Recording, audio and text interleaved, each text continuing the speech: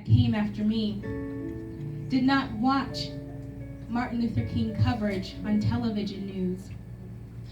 We did not use separate but equal facilities. We did not read the newspaper or listen to the radio of the latest updates on Rosa Parks and the Montgomery bus boycotts. Many of you, on the other hand, may have watched broadcasts and have personal experience. So I ask a similar question that I asked to a crowd in Bisbee on Martin Luther King Day. How is Black history still relevant today? All of us are free. The chains of slavery have been struck. But we know that there is a stark difference between what is written on paper and true action. In 2009, at the age of 17, I had an unprecedented moment of understanding. I have exhaled and thought, is discrimination over? Have we reached the promised land? And for a brief moment in time, the question became overwhelming for me. How is Martin Luther King and Black History Month still relevant today?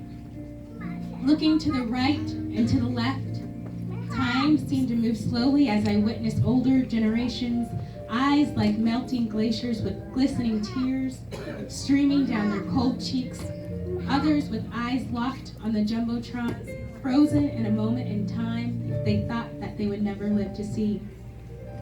And I can tell you from that instant on, I understood the irony of the perception that racism and injustice was dead and that we had reached the promised land.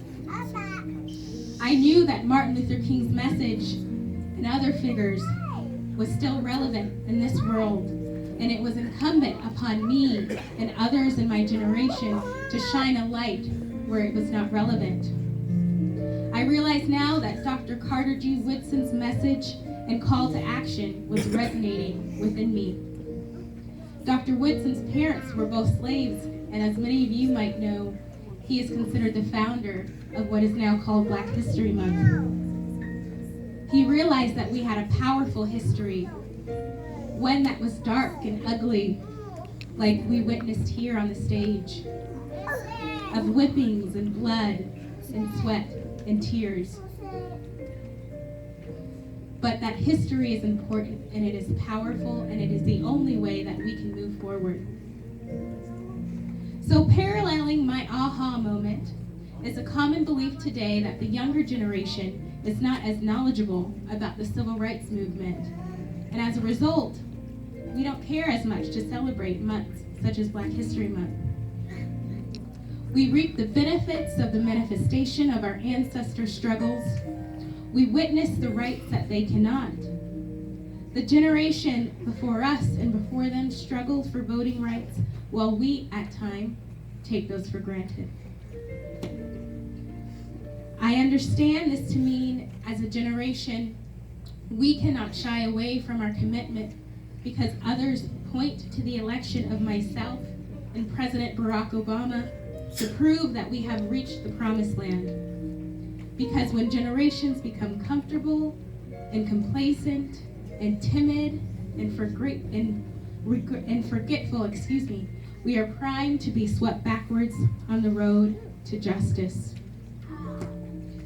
And although my generation does not hold the same memories and personal experiences as the ones who came before us, we do hold our own unique memories and personal experiences.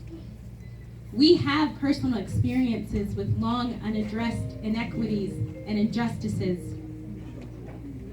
Just when continued injustices seem to be overshadowed by our leaps in progress, figures such as Martin Luther King and others remind us that it is